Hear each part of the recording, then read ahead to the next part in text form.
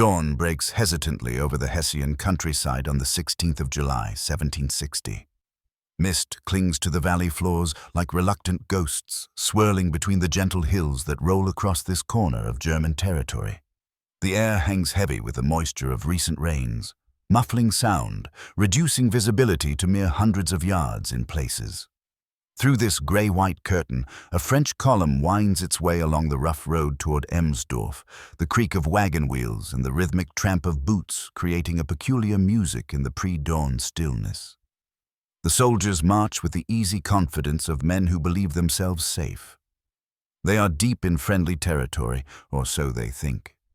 Their valuable cargo, supplies, ammunition, and chests heavy with gold, destined for French field armies, seems secure.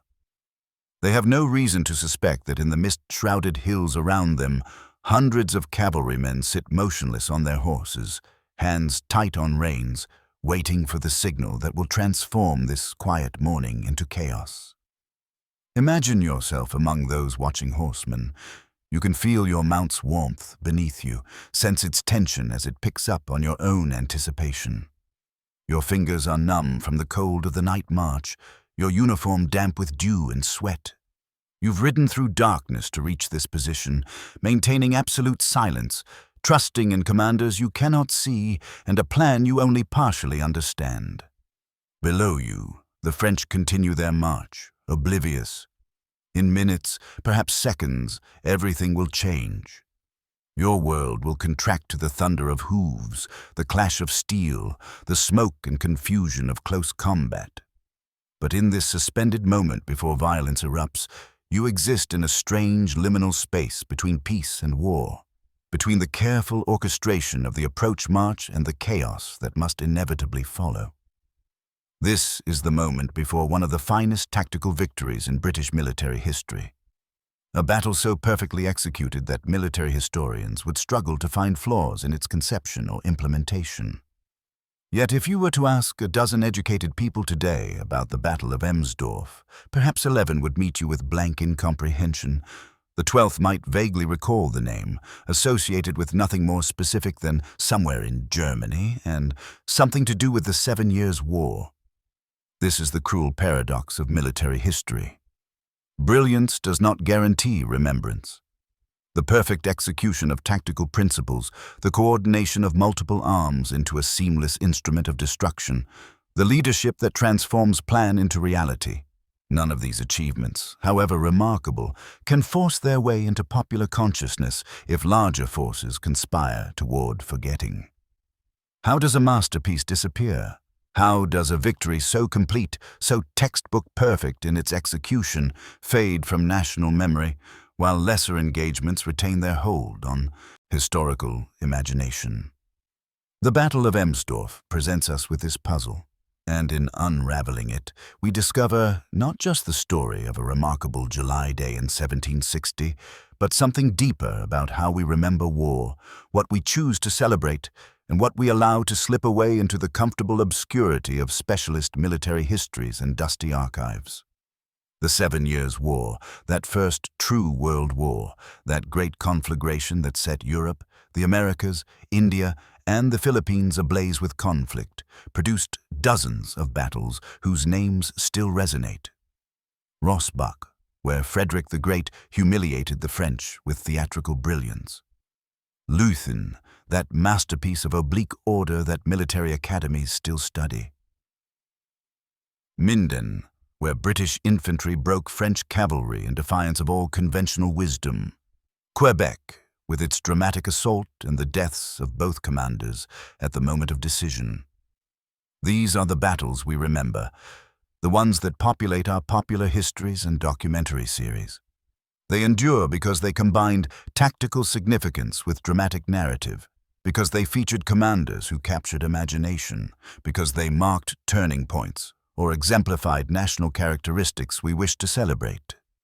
But Emsdorf had the misfortune of being too perfect, too complete, too one-sided to generate the dramatic tension that embeds itself in memory. It had the further misfortune of being fought in a secondary theater by a British general serving under a German supreme commander, in a war where British attention increasingly focused on naval victories and colonial conquests rather than the grinding continental commitment. It achieved everything a tactical victory could achieve. The enemy force destroyed or captured, minimal friendly casualties, valuable materiel seized, the operational situation transformed, and yet changed nothing strategically. The war ground on. The great decisions would be made elsewhere. And so, gradually, inexorably, Emsdorf slipped from the historical consciousness of the nation whose general had orchestrated it. Yet here is what you need to understand. Perfection in military operations is vanishingly rare. War is chaos, friction, Murphy's Law operating at industrial scale. Plans disintegrate on contact with reality, coordination fails, surprise evaporates. The enemy proves more capable or more fortunate than anticipated. Weather intervenes, terrain deceives, communications break down. Supply fails, and even when everything goes right, there is almost always something, some detail, some phase, some moment where things hung in balance or where a different decision might have improved the outcome. The truly perfect tactical victory, where every element functions as intended, where the plan survives contact with the enemy, where combined arms operate in seamless coordination, where surprise is achieved and maintained, where the enemy is not just defeated but comprehensively destroyed or captured, is almost unheard of. Emsdorf was such a victory, and the man who orchestrated it, Lieutenant General John Manners, Marquis of Granby, deserves to be counted among the finest tactical commanders Britain ever produced, even if his masterpiece has been largely forgotten. This, then, is the story of that forgotten masterpiece. It is a story of intelligence and opportunity, of a night march through hostile territory, of cavalry and light infantry working in perfect concert. It is the story of a French force that believed itself safe, and an Allied force that moved with the speed and precision of a raptor stooping on its prey. It is a story of individual courage and collective discipline, of command decisions made under pressure and executed with skill. It is, above all, a story of excellence, military art performed at such a high level that it appears, in retrospect, almost easy. And perhaps that apparent ease is part of why we forgot. We are drawn to dramatic struggles, to victories snatched from the jaws of defeat, to battles that could have gone either way. We are less fascinated by the general who sees clearly, plans comprehensively, and executes flawlessly. Such competence lacks drama. It doesn't stir the blood in quite the same way. But you should care about Emsdorf precisely because it was perfect. In an age where we celebrate innovation and disruption, where we're taught that plans are worthless and only adaptability matters, Emsdorf reminds us that sometimes the fundamentals, executed with precision, are unbeatable. It demonstrates that surprise, speed, and coordination, those timeless principles of war, remain decisive when employed by commanders who understand them deeply and soldiers who can execute them skillfully. It shows us what cavalry, at the height of its effectiveness as a military arm, could achieve when properly led and supported. And it offers us a case study in a kind of leadership that combined personal bravery, tactical acumen, and genuine concern for soldiers' welfare in a way that would make its practitioner legendary among the common soldiers, even as the battle that should have secured his reputation faded from broader memory. So let us return to that misty July morning. Let us watch as the signal finally comes, as hundreds of horsemen surge forward down the hillsides, as shock and terror ripple through the French column, as a routine march transforms in seconds into a desperate fight for survival. Let us examine how Granby orchestrated this destruction, how his various units moved like the fingers of a closing fist, how the French found every escape route blocked, every defensive position untenable. Let us understand what made this victory perfect, and then let us consider the bitter irony that perfection in this case was not enough to guarantee remembrance. The Battle of Emsdorf deserves better than obscurity. It deserves to be recognized as what it was, a masterpiece of The military art, executed with such skill that it seems almost to have been inevitable. But as any soldier knows, nothing in war is inevitable. Everything must be fought for, planned for, executed with precision and courage. Everything must be earned. And on the 16th of July, 1760, John Manners, Marquis of Granby, earned himself a place in the pantheon of great tactical commanders. That history has largely forgotten to give him that place is an injustice this story aims to correct. To understand Emsdorf, you must first understand the war that spawned it. A conflict so vast, so complex, so genuinely global that it defied the comfortable European conventions of 18th century warfare.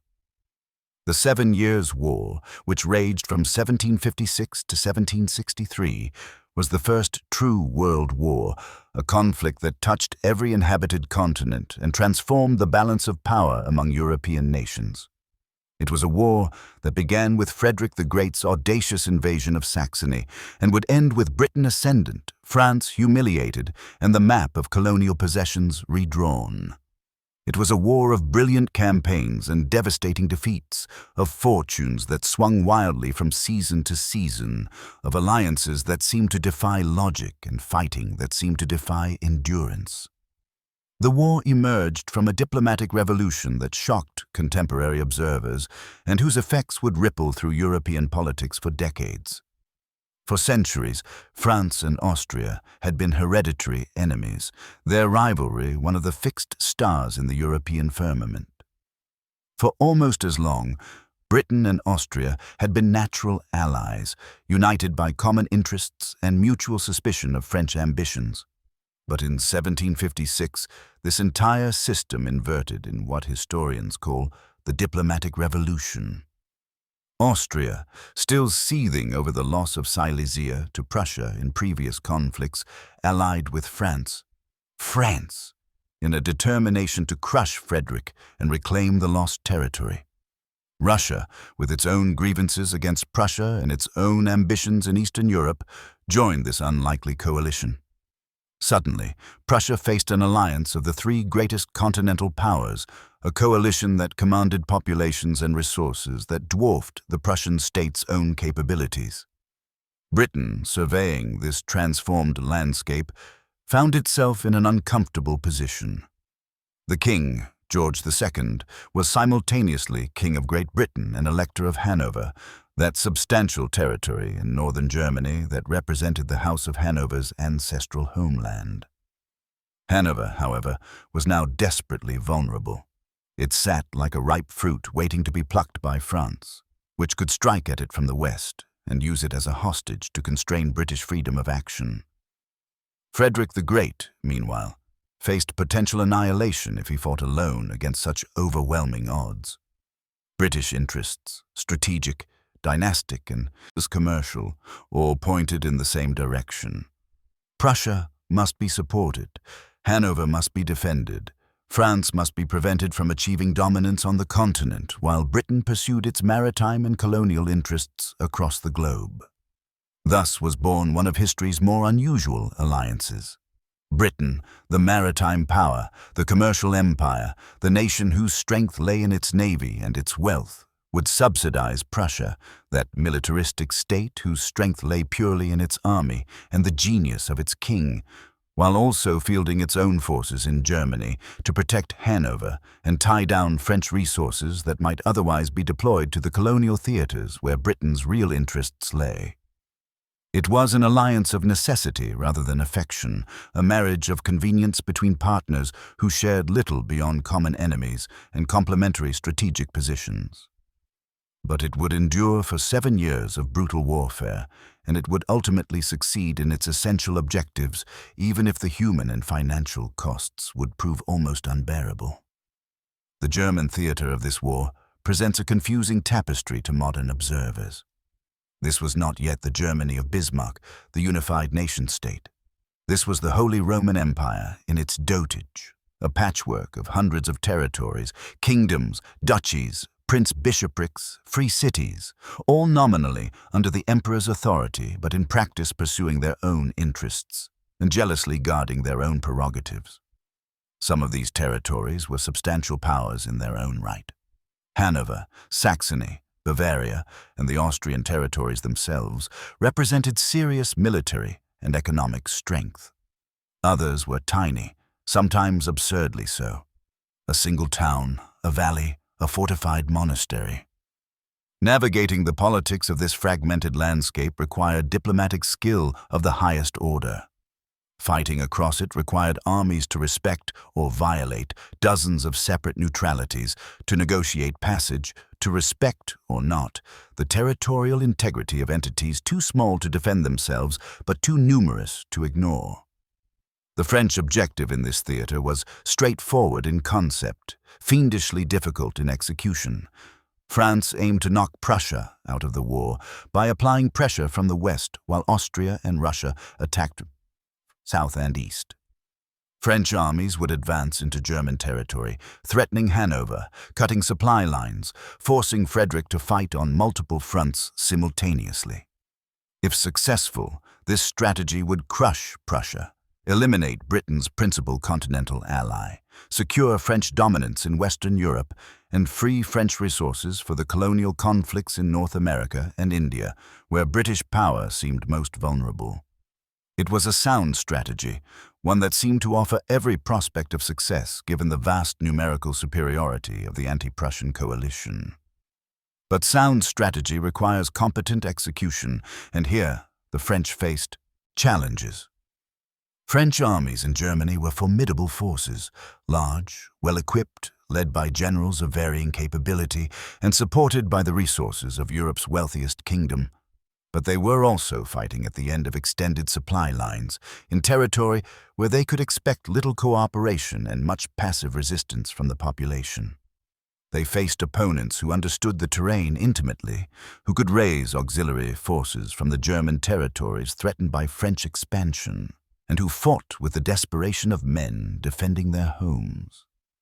Most significantly, they faced commanders who would prove remarkably capable at the operational art, the movement and coordination of armies across theater-wide distances, the identification and exploitation of enemy vulnerabilities, the concentration of force at decisive points.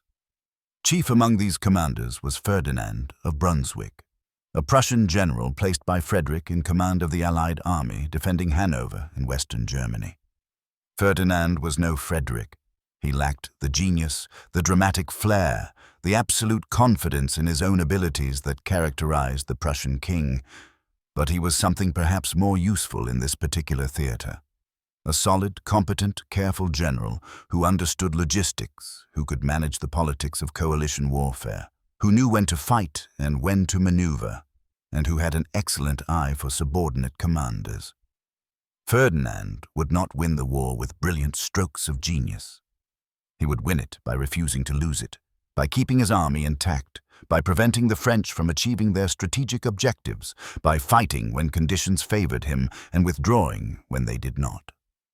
By 1760, the war in Germany had settled into a grinding attritional pattern.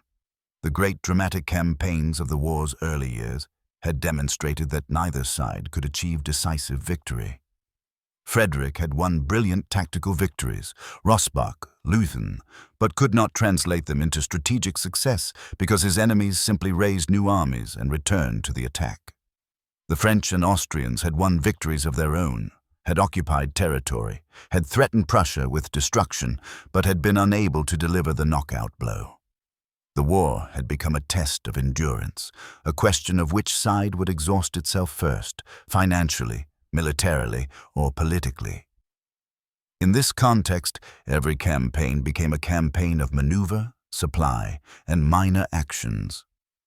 The great set-piece battles still occurred, but the outcome of the war would likely be determined by the accumulation of smaller advantages. Supply lines cut, magazines captured, provinces occupied, armies worn down by constant campaigning in harsh conditions. Both sides were tired. Both sides were bleeding resources. The 7 Years' War was living up to its name, grinding through its 7th year with no clear end in sight. Soldiers who had marched to war in 1756 as young men full of patriotic enthusiasm now trudged through their seventh campaign season as veterans, tired, cynical, wondering if the war would ever end. This was the operational environment in the summer of 1760. Ferdinand's Allied army, a composite force of British, Hanoverian, Hessian, and other German contingents, maneuvered against French armies under several different commanders, most notably the Duke of Broglie. The campaigning that year focused on a familiar pattern: French advances, Allied withdrawals or counterattacks, skirmishing along supply lines, sieges of minor fortresses, attempts to bring the enemy to battle under favorable conditions.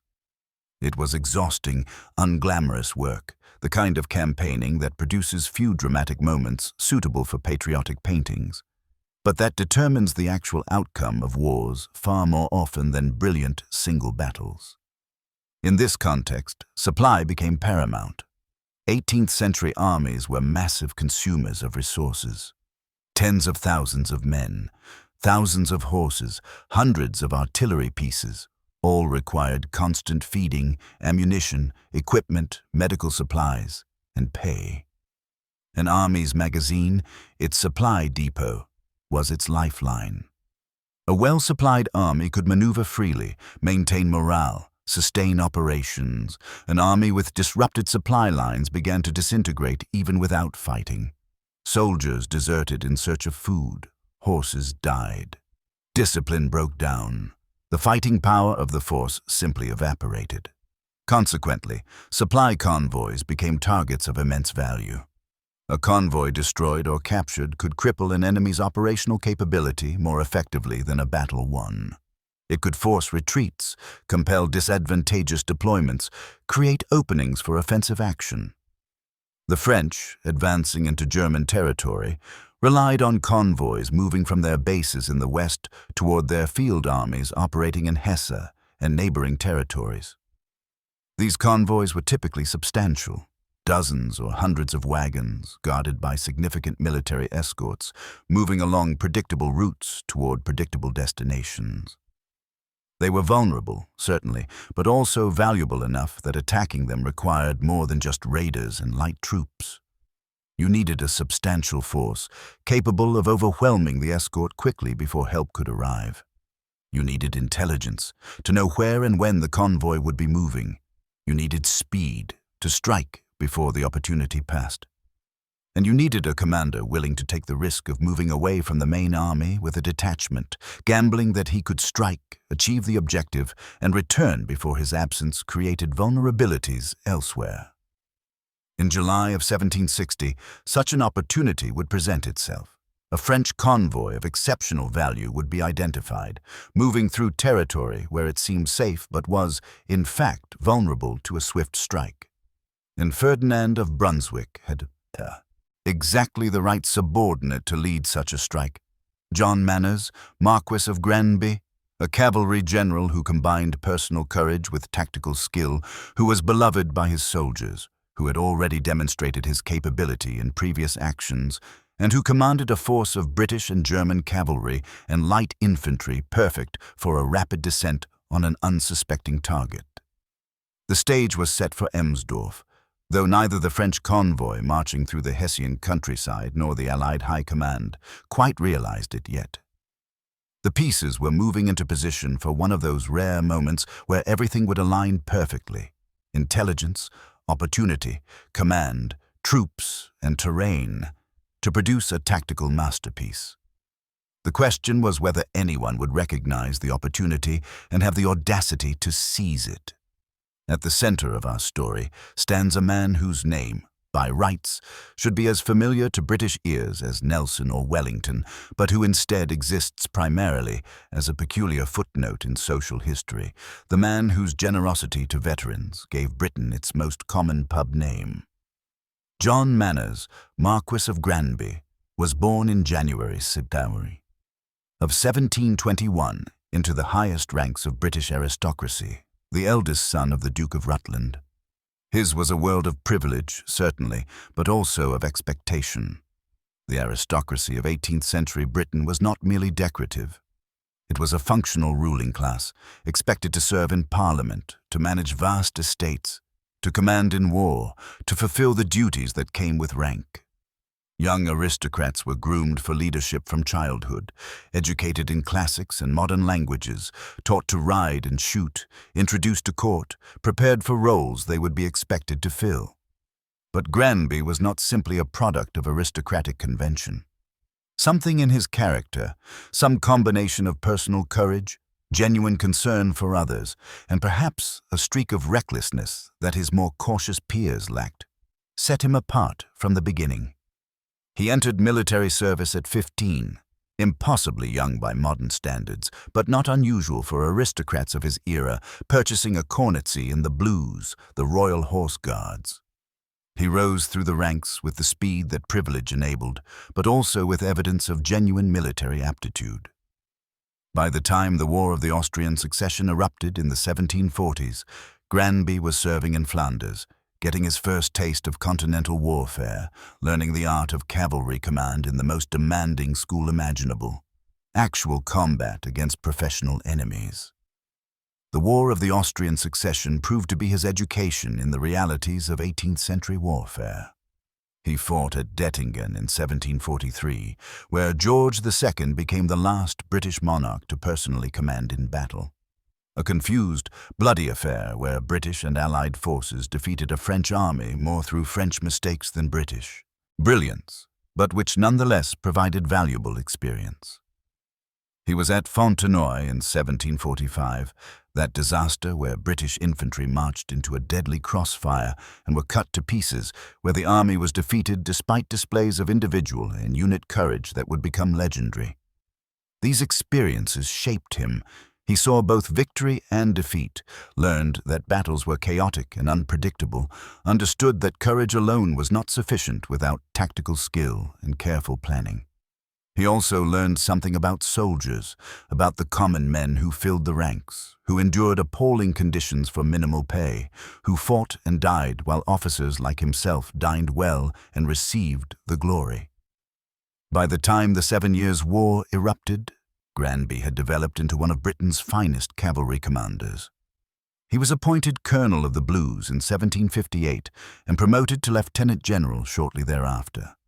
More significantly, he was selected to command British cavalry forces in Germany under Ferdinand of Brunswick, a position that put him at the sharp end of the Continental Commitment, leading British and Allied cavalry in a theater where cavalry played a crucial role in a way that the more infantry-focused wars of the later 18th and 19th centuries would never quite replicate.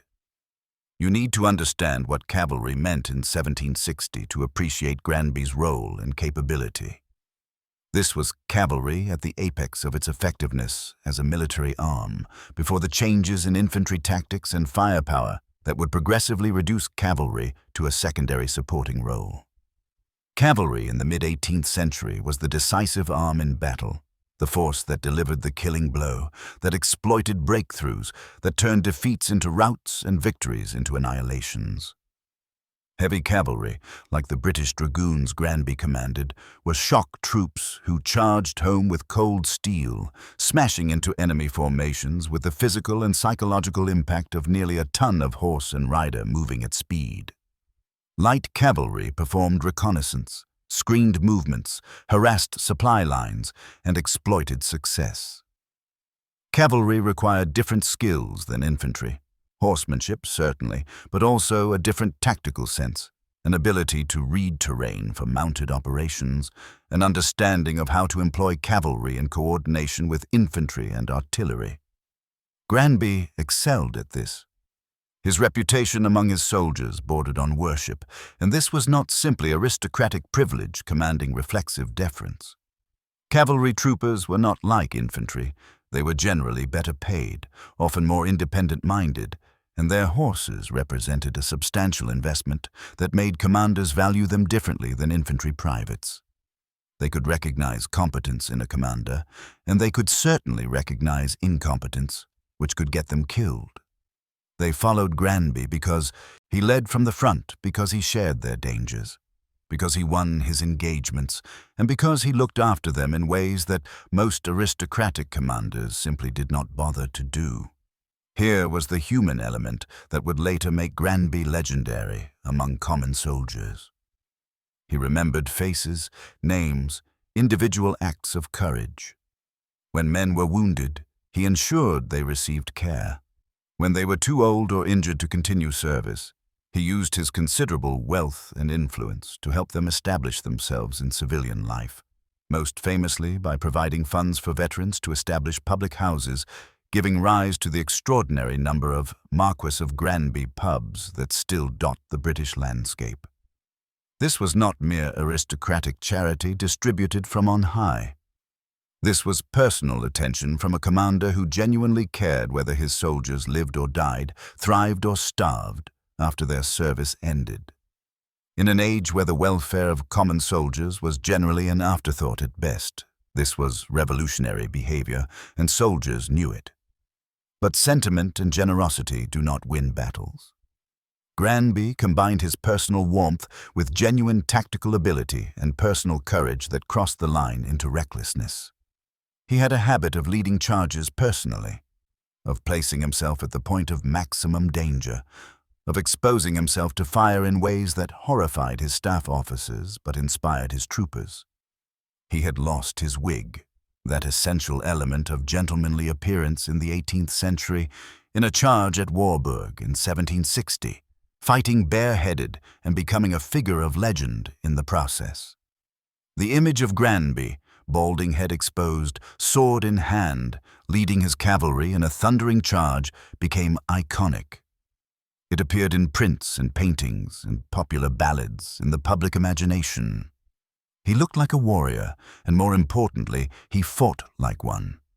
By July of 1760, Granby commanded a substantial force of British and Allied cavalry, operating under Ferdinand's overall command, but with considerable operational independence.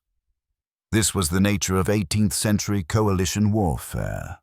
Different national contingents commanded by their own generals, coordinated by the Supreme Commander, but maintaining their own internal chains of command.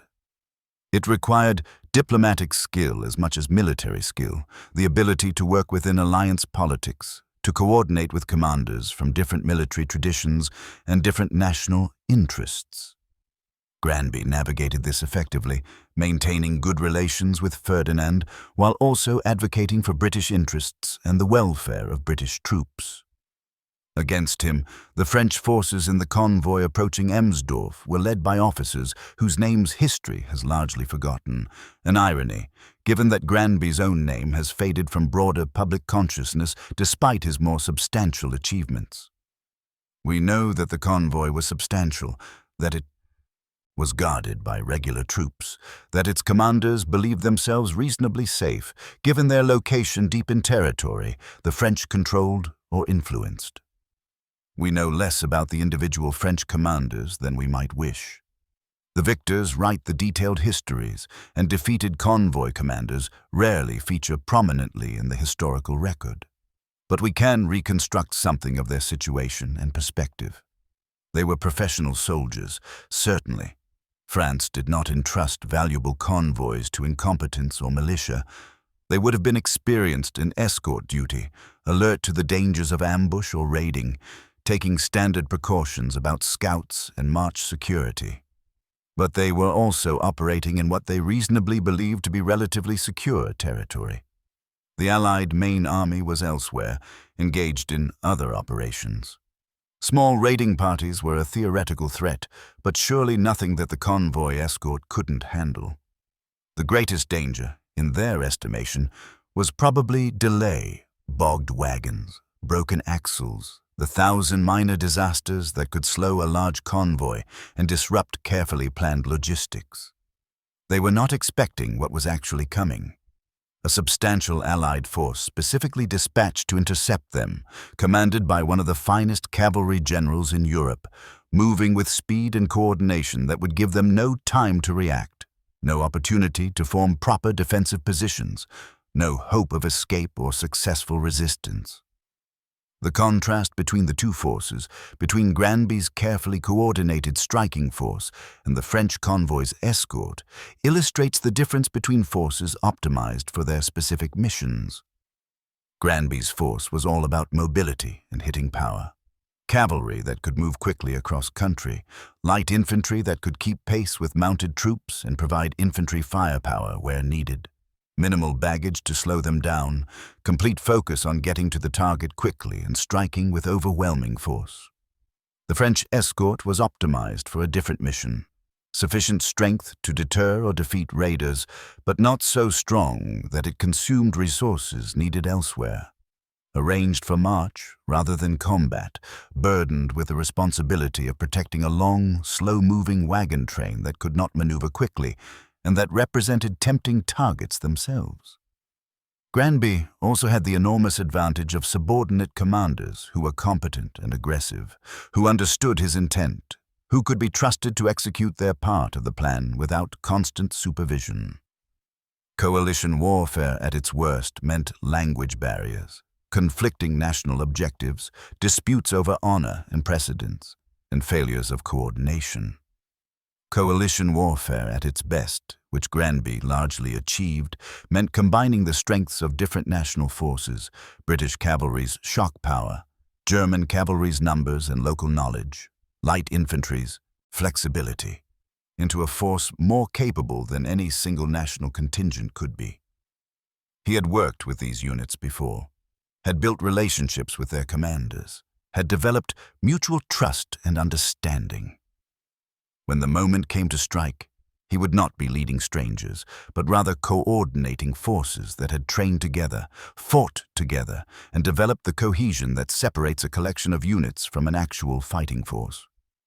There is one more figure who deserves mention, though he would not be present at Emsdorf: Ferdinand of Brunswick himself. Ferdinand's willingness to detach Granby with a substantial force for what was essentially a raiding mission speaks to his trust in his subordinate, his understanding of opportunity when it presented itself, and his operational flexibility. A more cautious commander might have kept forces concentrated, might have worried that detaching Granby would create vulnerabilities elsewhere, might have demanded more guarantees of success before authorizing the operation. Ferdinand understood that in war, opportunities appear and vanish, that sometimes you must gamble, that the potential reward of destroying a valuable French convoy justified the risk of temporarily weakening his main army. This was operational art at work, the ability to see beyond immediate tactical considerations to the broader impact of successful operations, the willingness to accept risk in pursuit of significant advantage. So these were the key players as July 1760 approached its midpoint. Granby, the aggressive cavalry general beloved by his troops, seeking opportunities to strike at French vulnerabilities. His subordinate commanders, capable officers commanding forces that had developed genuine tactical cohesion. Ferdinand, the cautious but flexible supreme commander, willing to authorize aggressive action when opportunities presented. And the French convoy commanders, professional soldiers doing their duty, following their orders, unaware that they were about to encounter not raiders or small harassment forces, but a substantial Allied army specifically dispatched to destroy them. The pieces were in position. The opportunity was about to present itself. All that remained was the execution, and in execution, in the actual conduct of the operation from intelligence through night march, through battle, through pursuit, we would see tactical proficiency of the highest order. We would see, in other words, a masterpiece. But that masterpiece still awaited the opportunity that would trigger it, the intelligence that would reveal vulnerability, and the audacious decision to strike. Those elements were about to converge. The intelligence that would spark the Battle of Emsdorf arrived through the networks of scouts, local informants, and light cavalry patrols that formed the nervous system of 18th century armies. Somewhere in the web of Allied reconnaissance, word filtered back to Ferdinand's headquarters that a substantial French convoy was moving through Hessian territory, not just any convoy, but one of exceptional value. The reports spoke of supply wagons carrying ammunition and provisions for French field armies, but more tantalizingly, they mentioned military payroll, chests of gold coin destined for troops who had not seen their wages in weeks or months. In an era when soldiers' loyalty was purchased as much as inspired, when desertion plagued armies that failed to pay regularly, when military operations could collapse simply because troops refused to march without their arrears, the capture of an enemy's military chest could accomplish far more than simply enriching the captors. It could destabilize an entire enemy field army, trigger mass desertions, force withdrawals to restore pay and morale.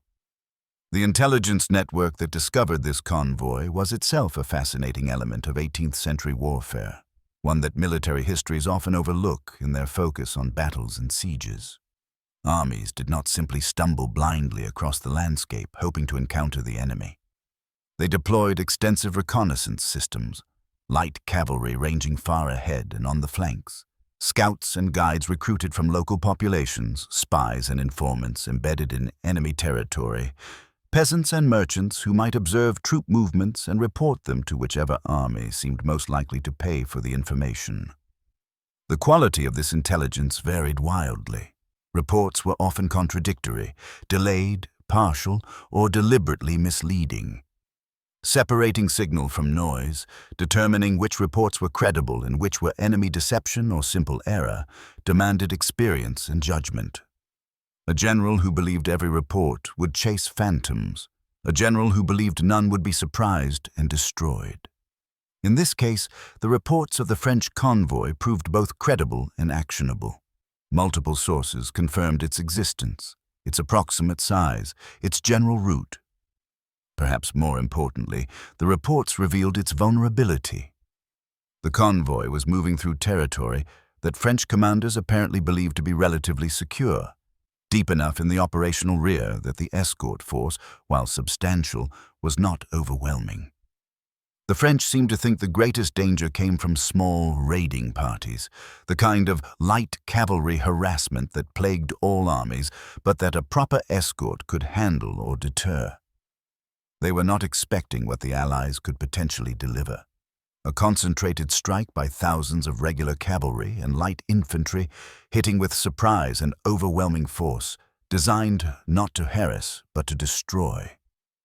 Ferdinand of Brunswick, reviewing this intelligence, recognized the opportunity immediately. The strategic situation that summer offered few prospects for decisive action. The French were too strong to attack directly with reasonable chance of success. A siege would be lengthy and costly. Maneuver could gain ground, but not necessarily inflict serious damage on enemy forces. But this convoy, vulnerable and valuable, represented a chance to strike a real blow without committing to a major battle. Destroying it would disrupt French operations, perhaps force retreats or defensive concentrations. Capturing the military chest would humiliate French command and possibly trigger serious morale problems among their troops. The propaganda value alone would be substantial, proof that Allied forces could strike deep into territory the French believed secure, demonstration that French supply lines were vulnerable, a boost to Allied morale after a campaign season that had produced mixed results at best. But opportunities in war are fleeting, and this one came with a tight timeline. The convoy would not remain vulnerable indefinitely. Every day it marched brought it closer to its destination, to safety, to the French field armies that could protect it. Every day also risked that French intelligence might discover Allied interest in the convoy and reinforce its escort or alter its route. Speed was essential. A ponderous, methodical approach would arrive too late, finding either an empty road or a reinforced enemy prepared for battle.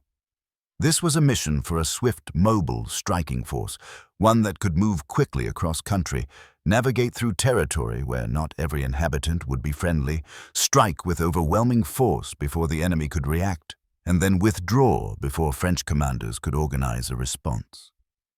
This was, in short, a mission perfectly suited to cavalry, and specifically to the kind of aggressive, competent cavalry commander who could coordinate multiple units across a night approach march and translate movement into decisive combat. Ferdinand's choice of Granby was obvious, almost inevitable. Of all his subordinate generals, Granby combined the necessary tactical skill with the aggressive temperament required for such an operation. More cautious commanders might hesitate, might wait for perfect intelligence, might allow the opportunity to slip away while they gathered more information or waited for more favorable conditions. Granby would move quickly, would strike hard, would take the calculated risks that such operations demanded. Ferdinand detached him with a substantial force. Reports vary on exact numbers, but something on the order of 3,000 to 4,000 cavalry and mounted infantry, drawn from British and German contingents, enough to overwhelm the convoy escort, but not so large as to move slowly or create dangerous vulnerabilities in the main Allied army. The orders would have been relatively simple in their essentials: locate the French convoy, intercept it, destroy or capture it, return with whatever material could be carried and prisoners who could be marched back. The details, exactly when and where to strike, how to coordinate the approach, how to deploy forces for the attack itself, would be left to Granby's discretion. This was the 18th century command system at work, a balance between strategic direction from above and tactical autonomy below. Ferdinand told Granby what needed to be accomplished and roughly what resources he had available to accomplish it. Granby would determine how to execute the mission. This required enormous trust between commander and subordinate. Trust that Granby would not waste the force entrusted to him, would not take reckless risks that might lead to disaster, would use sound judgment about when to press forward and when to withdraw. But it also freed Granby to respond to conditions on the ground, to exploit opportunities or avoid dangers that headquarters could not anticipate, to exercise the battlefield leadership that was his greatest strength. The force that assembled for the operation represented the Allied army in miniature, a true coalition force drawing on different national contingents and different military traditions. The corps was British, dragoon regiments, heavy cavalry wearing red coats and carrying heavy swords, riding substantial horses bred for power rather than speed, capable of delivering devastating shock charges, but also disciplined enough to rally and reform after combat. These were professional soldiers, enlisted men serving for long terms under aristocratic officers, drilled endlessly in the specific choreography of mounted combat, experienced from previous campaigns in coordinating their movements and maintaining formation even through the chaos of battle. Alongside them rode German cavalry, Hanoverian and Hessian units, drawn from states whose territories were directly threatened by French occupation, fighting to protect their homes rather than for distant strategic objectives. These men brought local knowledge, understanding of terrain and roads, sometimes language abilities that British troops lacked, and their own proud military traditions. The force also included light infantry, Jaegers, and light troops capable of keeping pace with cavalry and providing infantry firepower in situations where cavalry could not operate effectively. 18th century cavalry was powerful but also limited, devastating in open terrain when charging formed enemy, but vulnerable to infantry in broken ground or fortified positions, requiring infantry support for anything approaching a combined arms operation. The light infantry assigned to Granby's force could move quickly, could dismount and fight on foot, could provide security during the approach march and suppress enemy infantry during the battle itself, filling the gaps in capability that cavalry alone could not address. This was coalition warfare functioning effectively. Different national contingents combining their strengths, commanders putting aside national pride and rivalry to create a force optimized for its specific mission. The departure must have been carefully orchestrated. You cannot simply assemble several thousand, cavalry and light infantry, load them with ammunition and provisions, and march away without elaborate preparation. Horses must be inspected, reshod if necessary, fed and watered.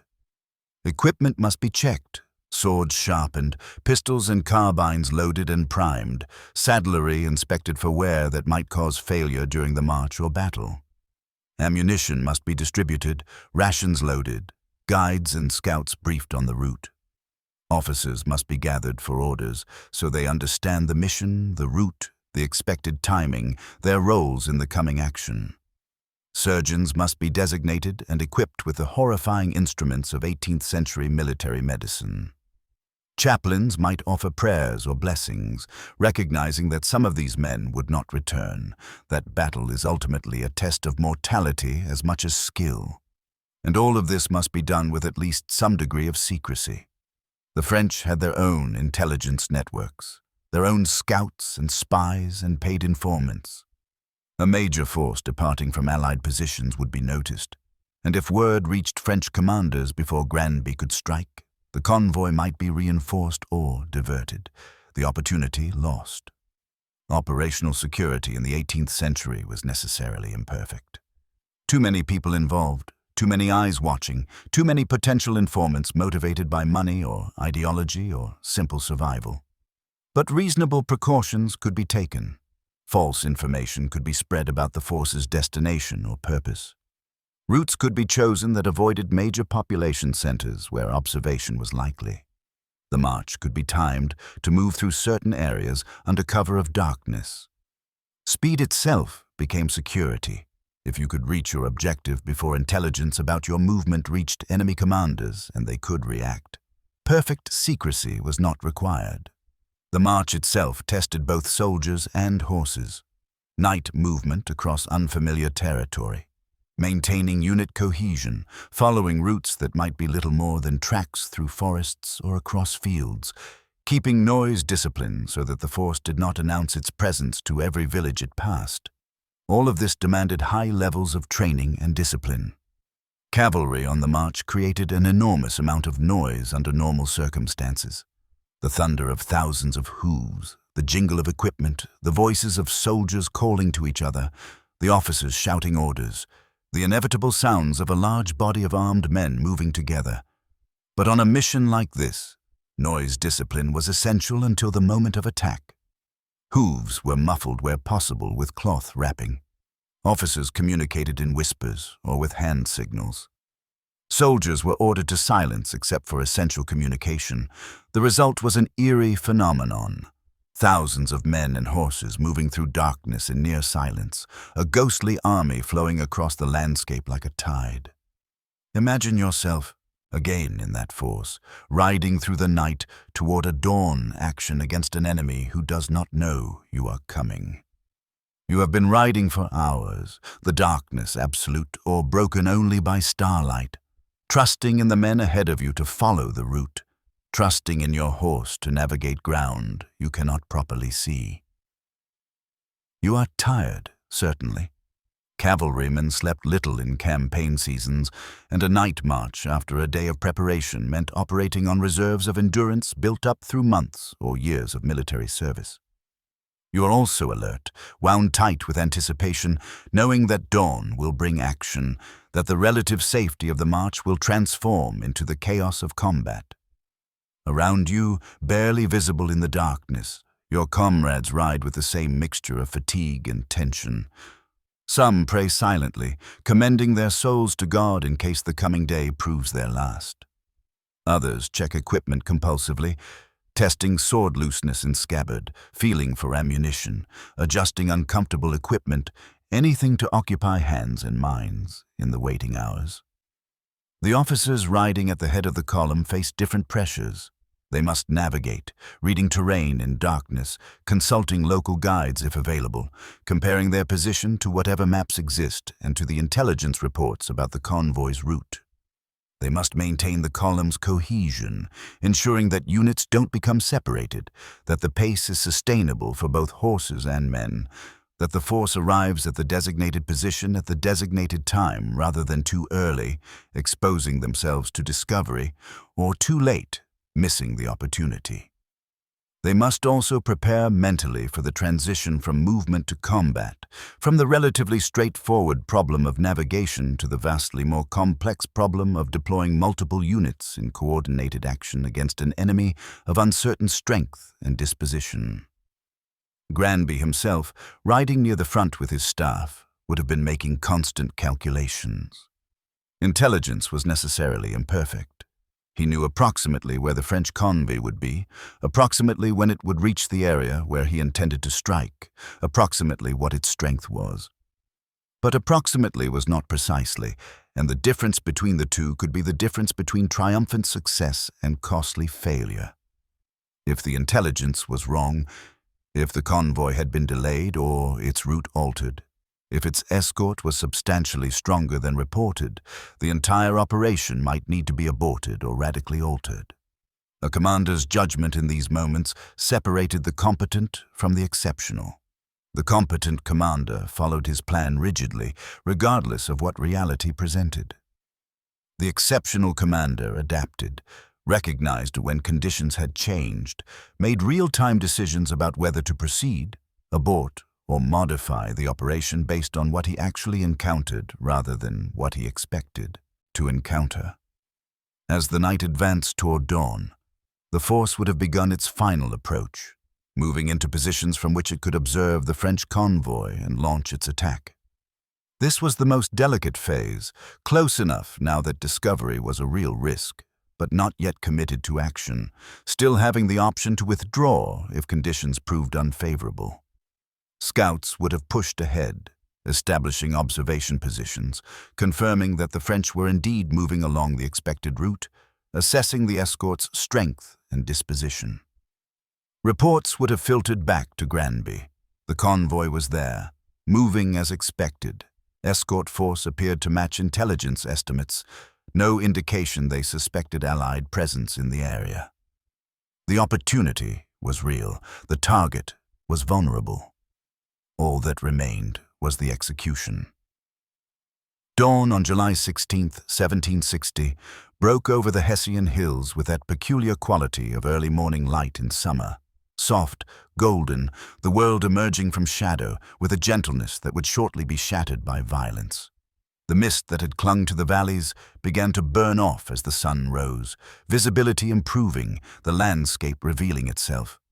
For the French convoy, this was just another day of marching, another stage in the journey from supply bases to the field armies that desperately needed what they carried.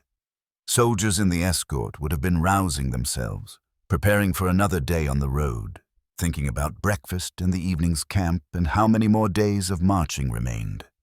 The wagoners would have been checking their teams, inspecting wagon wheels and axles, preparing for the day's journey.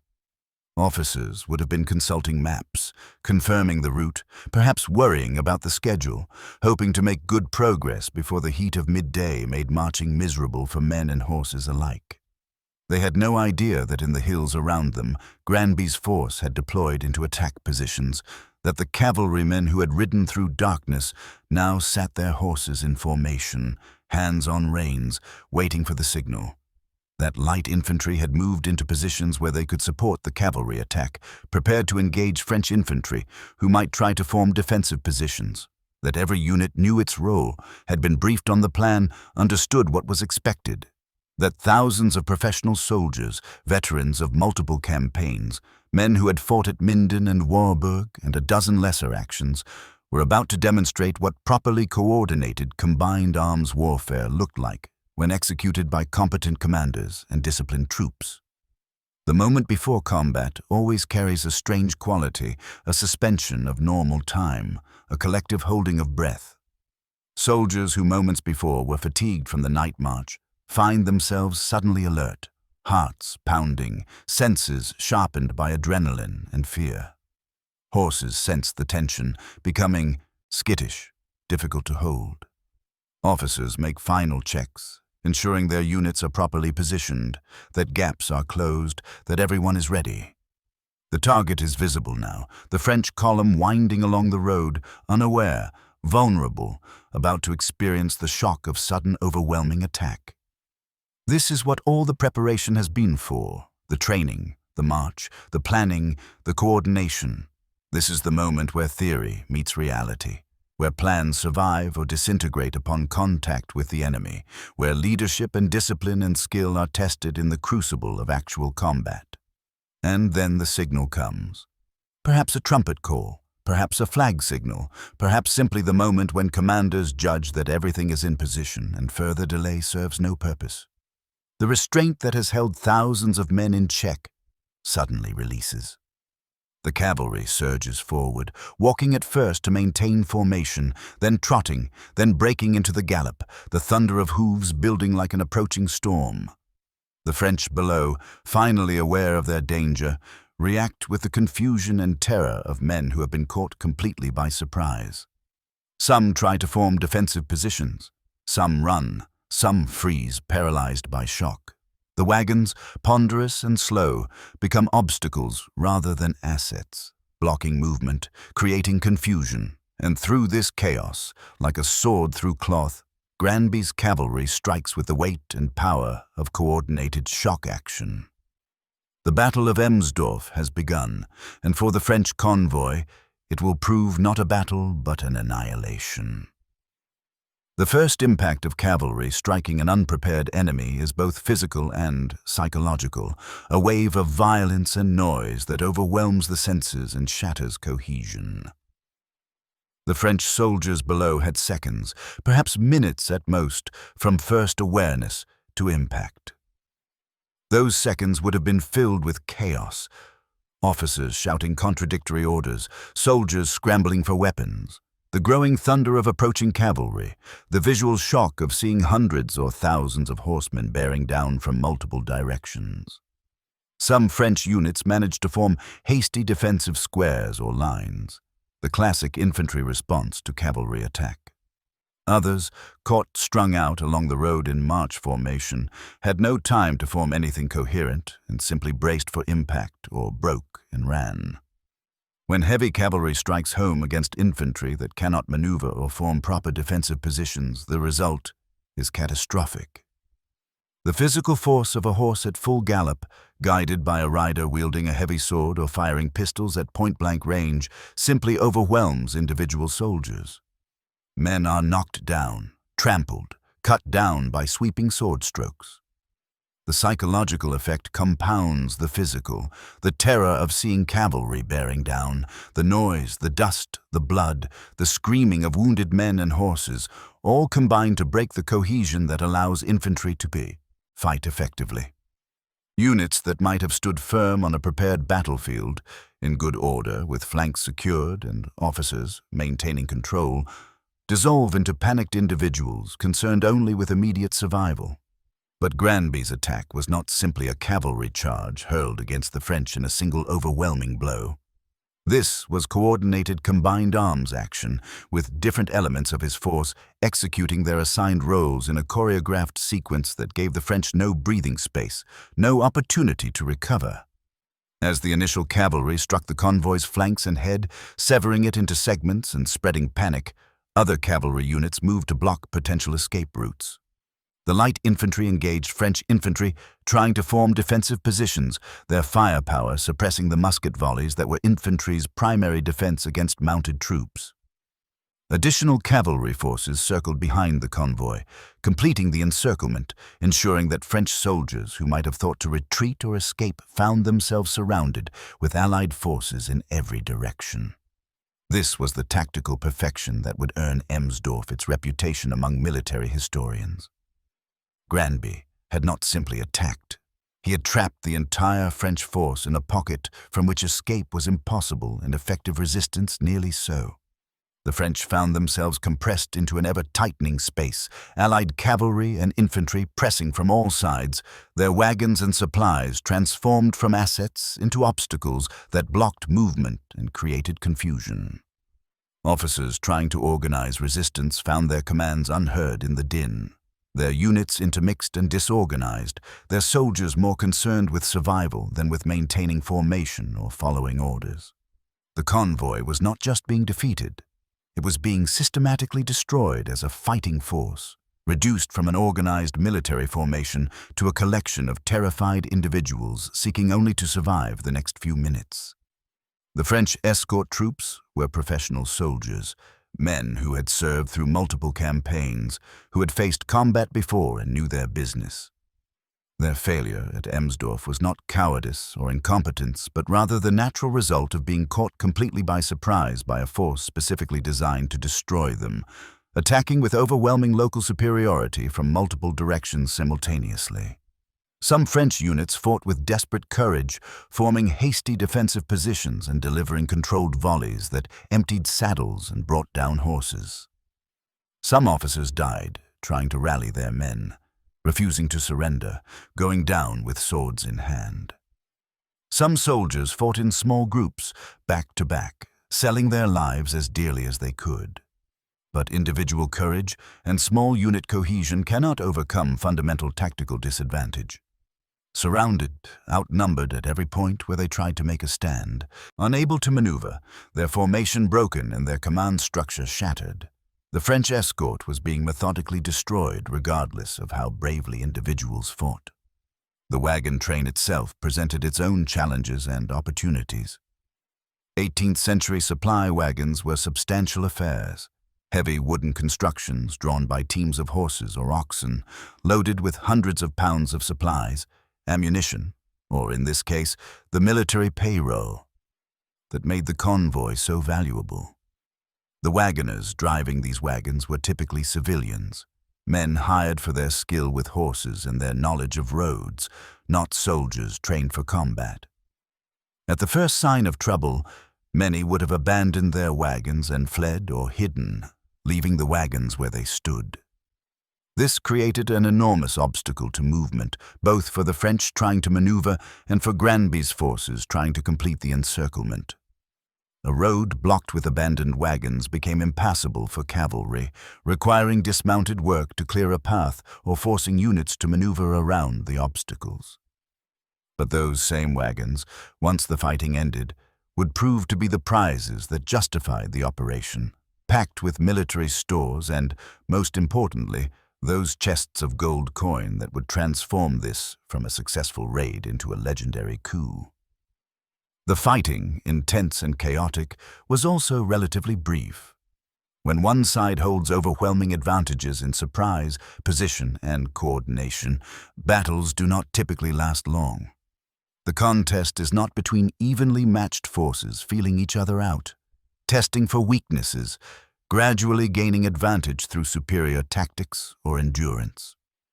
The contest is between a force methodically executing a plan to destroy its enemy and that enemy's increasingly desperate attempts to avoid destruction.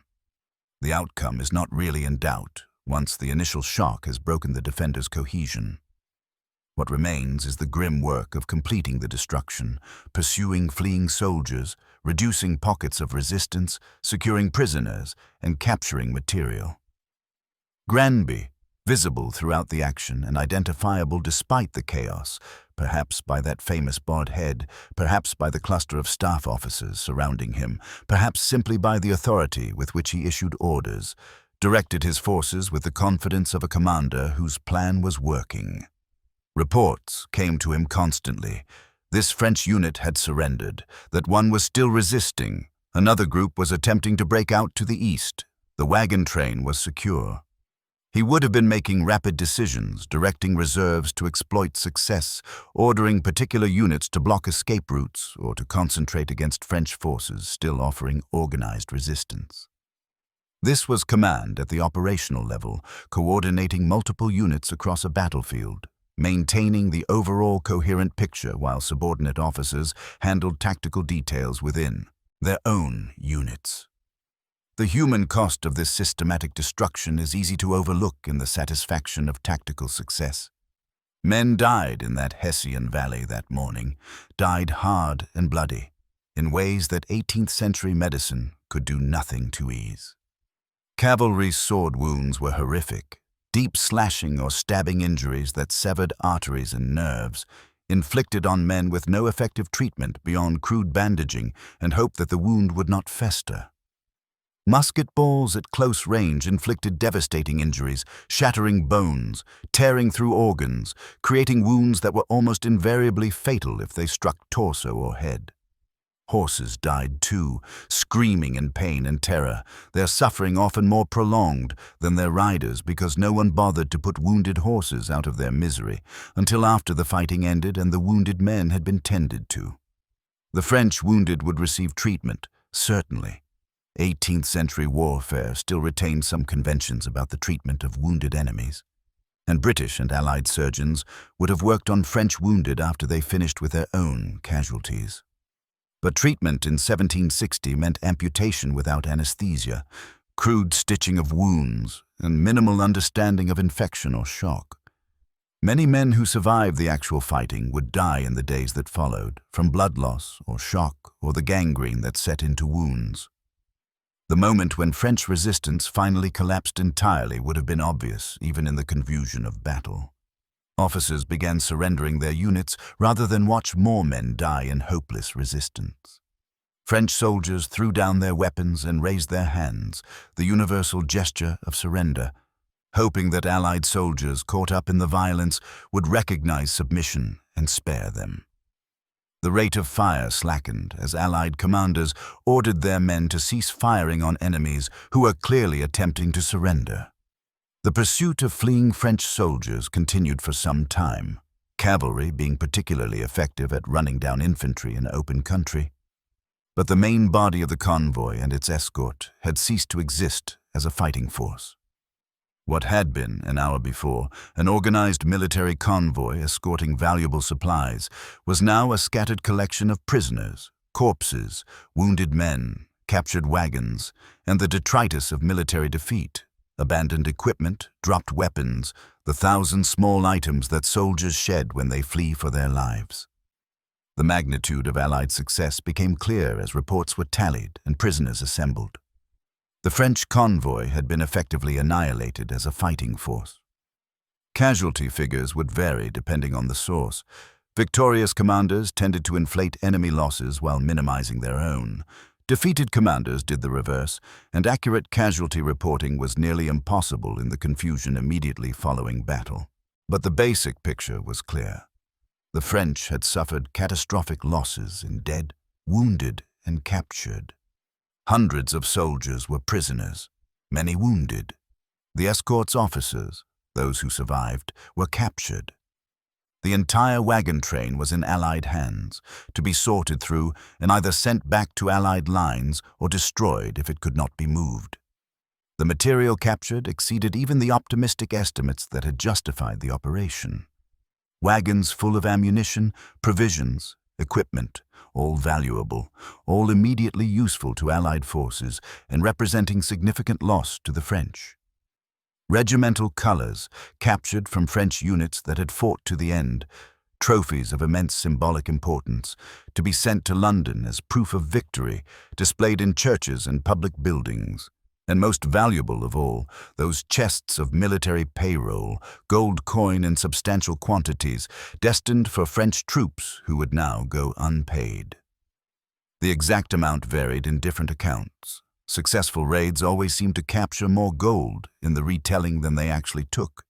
But even conservative estimates suggested a considerable sum, enough to cause real problems for French military operations when troops learned that their pay had been captured. For Granby, personally, this was vindication of his aggressive command style, proof that swift, decisive action based on good intelligence and executed with skill could achieve results far beyond what more cautious approaches might accomplish. For his soldiers, this was precisely the kind of victory that built reputations and cemented bonds between commanders and troops. They had marched through the night, struck at dawn, destroyed an enemy force, and captured valuable supplies, and done so with remarkably light casualties on their own side. This was the cavalry service at its finest. Mobility, shock action, and successful execution of mission combining into the kind of clear, unambiguous victory that soldiers could celebrate without the ambiguity that attended so many 18th century battles, where both sides claimed victory and the actual result was murky. But Granby could not afford to linger over his triumph. Every minute he spent in the area was a minute French commanders elsewhere might be learning of the disaster and organizing a response. A force capable of destroying the convoy and its escort might still be vulnerable to a larger French army if caught in the open without favorable defensive terrain. The priority now shifted from combat to extraction, securing prisoners who could march, destroying or evacuating captured supplies, treating wounded Allied soldiers and preparing them for movement, and beginning the march back to Allied lines before French forces could interfere. This phase of the operation, less dramatic than the battle itself, was in some ways more difficult because it required maintaining discipline and organization among soldiers who were exhausted from the night, march and battle, celebrating victory, and tempted to spend time looting the captured wagons rather than preparing to move. The march back to Allied lines would be slower than the approach had been, burdened now with prisoners and captured supplies, but also safer because the operation's success meant there was no reason for stealth. Granby's force could move openly, confident that its strength was sufficient to deter French pursuit or harassment, that news of the victory would spread ahead of them, demoralizing French forces and encouraging Allied populations. The prisoners, marched back under guard, faced an uncertain fate, months or years in prisoner-of-war camps, waiting for exchange or for the war's end, hoping that their captivity would be relatively humane and that they would eventually see their homes again. The wounded faced worse prospects, the jolting agony of being transported in wagons over rough roads with inadequate pain relief, the very real risk that their wounds would fester and kill them despite medical treatment, the possibility of permanent disability even if they survived. As word of the victory reached Ferdinand's headquarters and then spread through the Allied army and beyond, the significance of what Granby had accomplished became apparent. This was not simply another skirmish, another minor action in a war full of them. This was a perfect tactical victory, an operation that had achieved every objective with minimal loss, that had destroyed an enemy force and captured valuable material, that demonstrated the effectiveness of coordinated combined arms operations when executed by competent commanders and disciplined troops. This was the kind of success that commanders studied, that military historians would analyze, that demonstrated principles of warfare that transcended the specific circumstances of July 1760 in the Hessian countryside. This was, in short, a masterpiece, and like many masterpieces, its perfection would prove to be part of why it faded from broader historical memory, because perfection lacks the drama of struggles and near defeats and heroic last stands that embed themselves in popular imagination. The casualties, when finally tallied with as much accuracy as 18th century record-keeping allowed, told a story of asymmetric warfare at its most effective. Allied losses were minimal. Perhaps a few dozen killed, another 100 or so wounded, the kind of butcher's bill that any commander would accept as reasonable for such a complete victory. The French, by contrast, had suffered catastrophically. Contemporary accounts varied wildly in their specifics, as accounts of battles always do, but the basic picture remained consistent across sources. Hundreds of French soldiers lay dead in the fields and along the roads around Emsdorf. Many more were wounded, some grievously, facing the horrific prospect of 18th century military surgery or slow death from infected wounds. The number of prisoners exceeded 1,000, some sources claimed 1,500 or more, representing a substantial portion of the convoy's total strength simply removed from French military capability for months or years.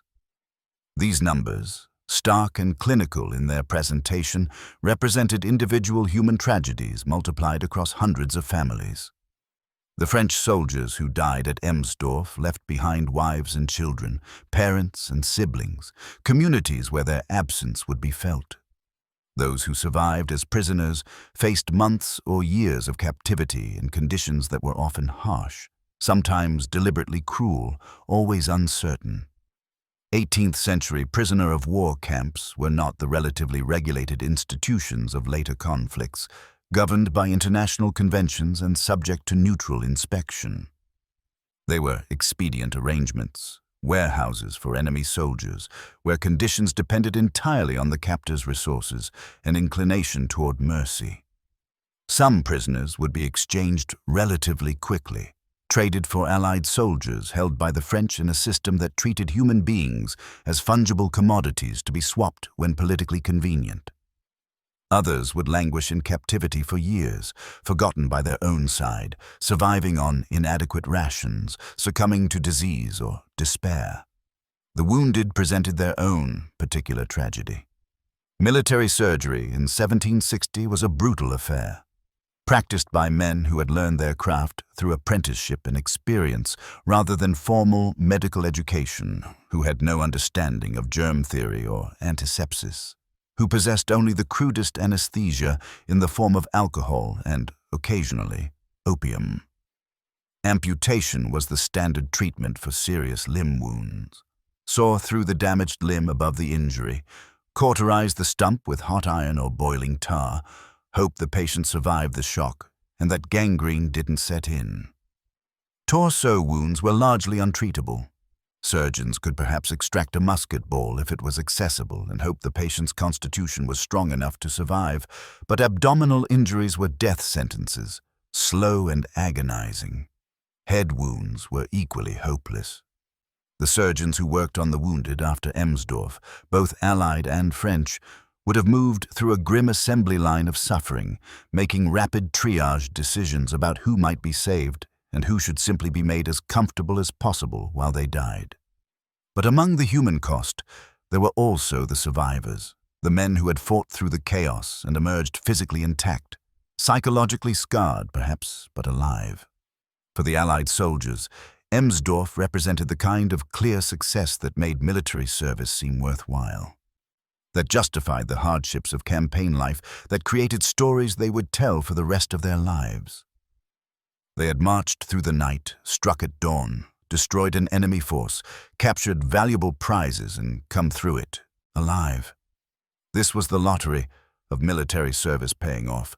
They had rolled the dice with death and won. They would remember this day, would recall the thunder of the charge, the shock of impact, the chaos and violence and ultimate triumph. Some would embellish their roles in later years, as veterans always do, turning their part in the battle into something more central, more heroic, more personally consequential than it actually was. But the fundamental reality would remain. They had been part of something successful, something remarkable, a perfect tactical victory.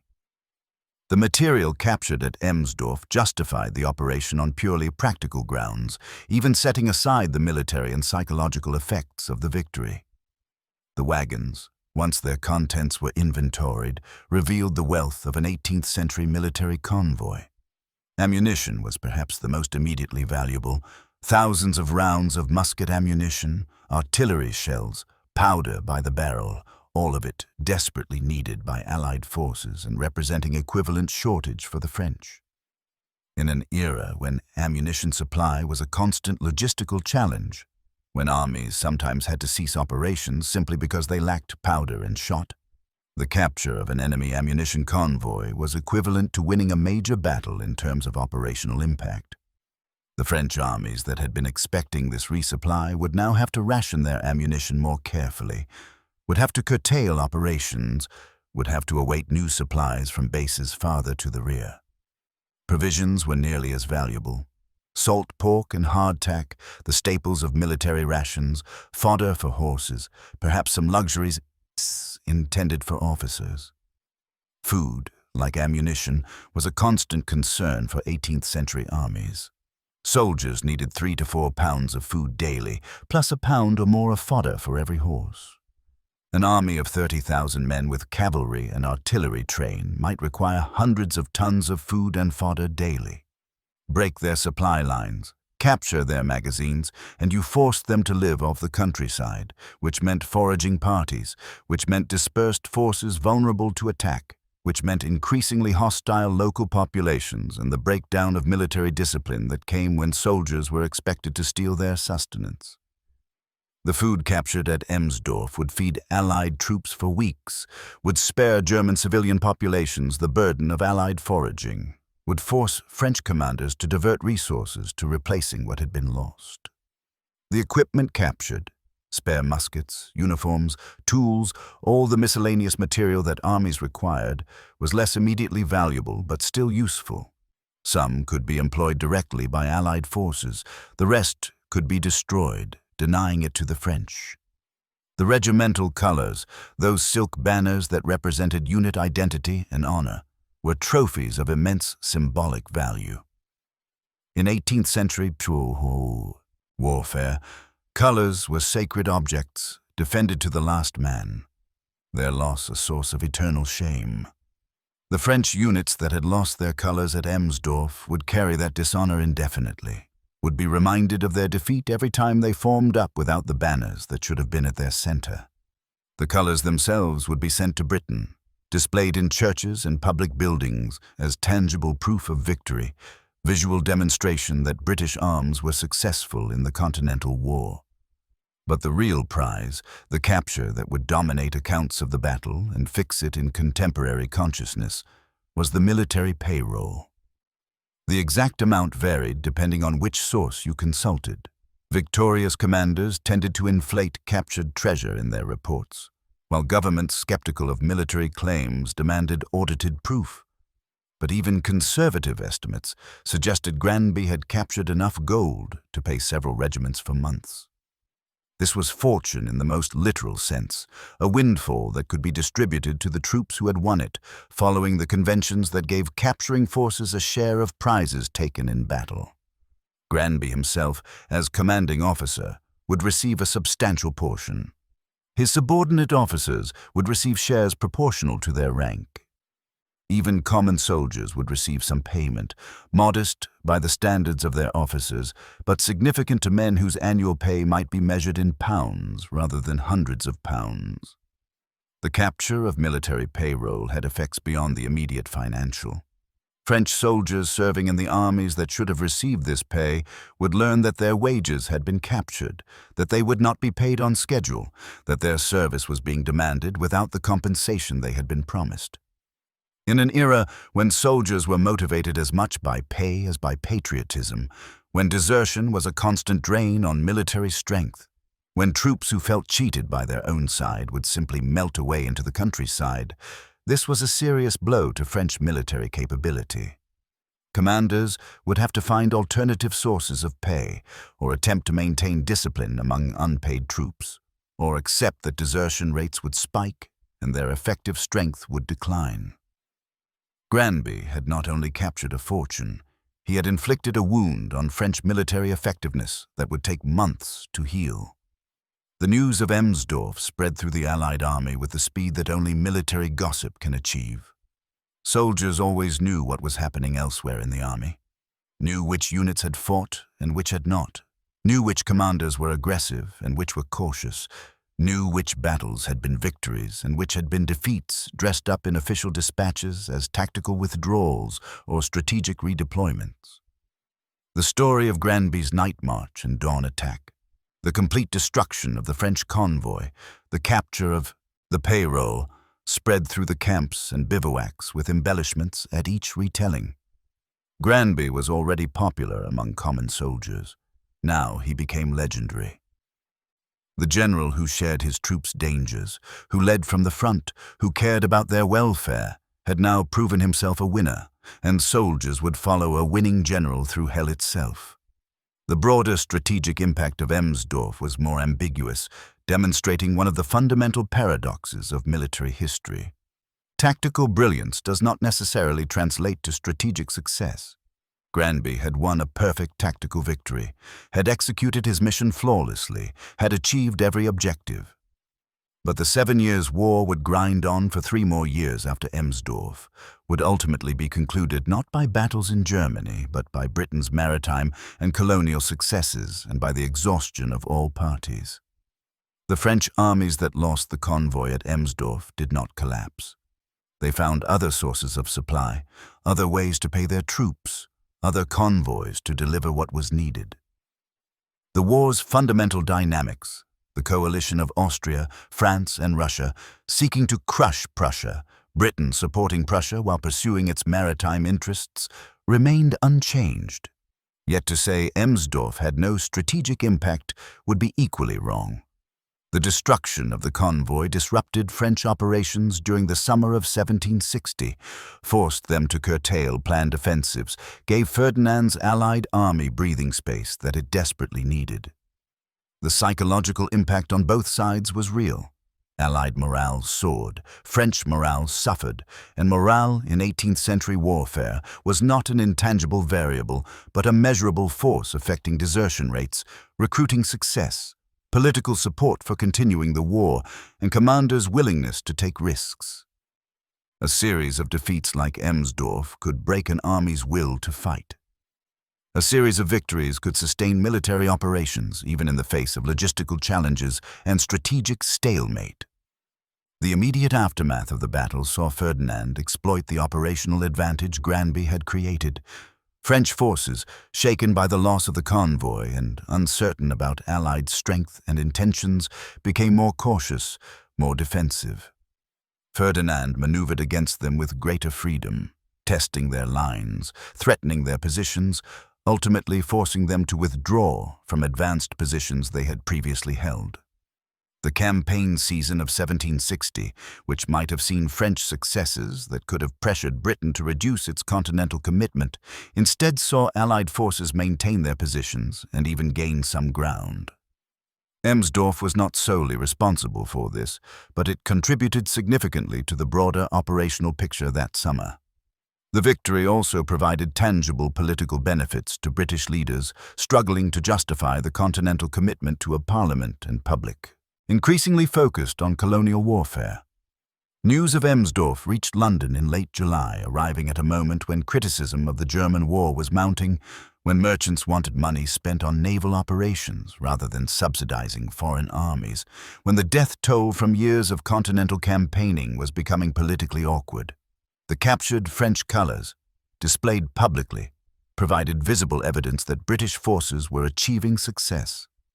The captured payroll, after Crown's share was deducted, partially offset the costs of maintaining British forces in Germany. The victory gave political leaders arguments to counter those who wanted to abandon the Continental War entirely and focus solely on maritime and colonial operations. For Granby personally, Emsdorf represented the apex of his military career, the achievement that should have secured his reputation as one of Britain's great commanders. He received official recognition, praise from Ferdinand, congratulations from the king, celebration in newspapers and popular culture. Songs were written celebrating his victory, prints produced showing the charge at Emsdorf, toasts drunk to his health in taverns across Britain. His already substantial popularity among common soldiers became something approaching worship. This was the commander who delivered victories, who enriched his troops with captured treasure, who demonstrated that aggressive leadership and tactical skill could overcome numerical odds and win complete triumphs. Yet even in the immediate aftermath of victory, the seeds of forgetting were being planted. Emsdorf competed for attention with other events that summer: Frederick's campaigns in Silesia, naval actions in the Mediterranean, colonial fighting in North America. It was a brilliant tactical success in a theater that was increasingly peripheral to British strategic priorities. It was a perfect execution of conventional military principles at a moment when the war's outcome would ultimately be determined by factors that conventional military victories could not address: financial exhaustion, political will, the broader European balance of power. The battle that should have made Granby's reputation instead became one more entry in the catalogue of 7 years' war engagements, noted by specialists, increasingly overlooked by general histories. The human story of Emsdorf did not end when the guns fell silent and the prisoners were marched away. Granby's career continued through the war's remaining years: more campaigns, more battles, more demonstrations of personal courage and tactical skill, but no action that quite matched Emsdorf's perfection. After the war, he entered politics, serving in Parliament, navigating the complex and often vicious world of 18th century British political life. He continued his charitable work with veterans, using his own fortune, supplemented by the Emsdorf prize money, to help former soldiers establish themselves in civilian life. The tradition of Marquess of Granby public houses emerged from this generosity. As veterans Granby had helped set up as publicans named their establishments after their benefactor, creating a network of memorials to his generosity that would ultimately prove more enduring than historical memory of his military achievements. But Granby also faced the challenges that attended military heroes transitioning to civilian life. Politics proved less straightforward than warfare. No clear objectives, no obvious enemy, no decisive victories, just the constant maneuvering for advantage and the requirement to build and maintain coalitions of supporters. He struggled with the administrative demands of peacetime military service, finding that managing reform and dealing with bureaucracy required different skills than leading cavalry charges. His health, never robust and perhaps compromised by years of campaigning in harsh conditions, began to fail. He died in 1770, only 49 years old, still relatively young, but worn down by years of service and stress. The obituaries and tributes that followed his death celebrated his generosity and his personal courage more than his tactical achievements. Emsdorf was mentioned certainly, but often in passing, one accomplishment among many rather than the defining achievement of his career. The public that mourned Granby remembered him more as the general who cared for his soldiers and helped them after their service than as the general who had executed a perfect tactical victory. This preference for humanitarian achievements over military ones was perhaps admirable. It spoke to recognition that caring for men's lives was more important than taking enemy lives. But it also contributed to the fading of Emsdorf from public consciousness. The battle that demonstrated Granby's tactical genius became less important to his legacy than the network of public houses that demonstrated his charitable impulses. The question of why Emsdorf faded from historical memory, why it did not take its place alongside Rossbach and Leuthen and Minden in the pantheon of 7 Years' War battles, demands careful consideration. Part of the answer lies in the nature of the victory itself. Paradoxically, its very completeness made it less memorable. Dramatic military narratives require tension, require moments when the outcome hangs in balance, require heroic last stands or brilliant reversals or narrow escapes. Emsdorf offered none of these. It was, from the Allied perspective, a perfectly executed plan that worked exactly as intended. The French were surprised, overwhelmed, destroyed, or captured. There was no moment of crisis where defeat threatened, no desperate charge that saved the day, no individual act of heroism that turned the tide. Granby planned carefully, moved swiftly, struck decisively, and won completely. This perfection, while admirable from a military perspective, made for a less compelling narrative than battles like Minden, where British infantry had faced French cavalry in desperate circumstances and somehow prevailed against conventional wisdom. The strategic context also worked against Emsdorf's remembrance. The 7 Years' War, from a British perspective, was ultimately a war won at sea and in the colonies rather than on continental battlefields. The victories that embedded themselves in British national consciousness were Quebec, where Wolfe died at the moment of triumph, and the naval battles that demonstrated British maritime supremacy. The German theatre, despite absorbing substantial British resources and causing significant British casualties, was always somewhat peripheral to the narrative of British success. The battles fought there, however brilliantly executed, were supporting actions in a war whose main story was being written elsewhere. Emsdorf was a supporting action in a supporting theatre, too far removed from the war's strategic center to command lasting attention. The overshadowing presence of Frederick the Great further contributed to Emsdorf's obscurity. Frederick was the great military genius of the era, the king who personally commanded armies, who won battles against overwhelming odds, whose tactical innovations and strategic audacity fascinated contemporary observers and later military historians. His battles, Rossbach, Leuthen, Torgau, dominated histories of the 7 Years' War because they featured this compelling protagonist and because they seemed to demonstrate principles of warfare that transcended their specific circumstances. Granby, fighting under Ferdinand's overall command, operating in what was essentially a supporting role to Prussia's main effort, could not compete for attention with Frederick's personal drama and military genius. British achievements in the German theatre, however impressive, were always somewhat secondary to the Prussian king's campaigns. There was also the simple problem of scholarship and historical writing. Military history in the 18th and 19th centuries focused heavily on battles that were seen as decisive, as changing the course of wars or demonstrating new principles of warfare. Emsdorf, for all its tactical perfection, was neither decisive nor particularly innovative. It demonstrated excellent execution of conventional principles, surprise, concentration of force, combined arms coordination, but did not introduce new concepts or change how warfare was conducted. Later historians, looking back at the 7 Years' War, naturally focused on battles that seemed to offer broader lessons or that marked important strategic turning points. Emsdorf, being neither strategically decisive nor tactically innovative, fell through the cracks of historical attention. The nature of military commemoration also played a role. Nations tend to remember battles that align with preferred national narratives, victories that demonstrate national character, defeats that inspire, through heroic sacrifice, turning points that mark national emergence or survival. The 7 Years' War in general occupied an awkward place in British historical memory because the continental commitment was always controversial, always questioned, always competing with the maritime and colonial focus that seemed more naturally British.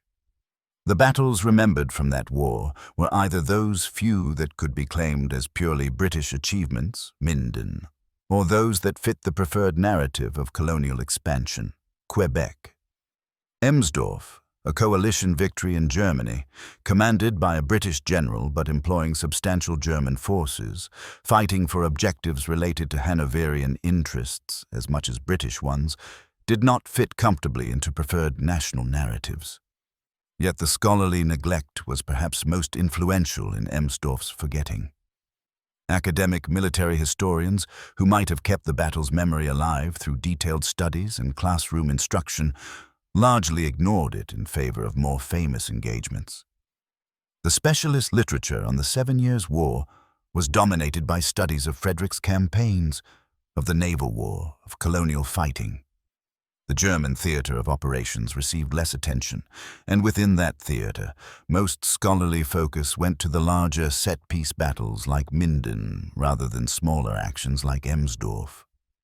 Without detailed scholarly treatment, without case studies in military academies, without the infrastructure of academic attention that keeps historical events alive even when popular consciousness forgets them, Emsdorf simply faded from view.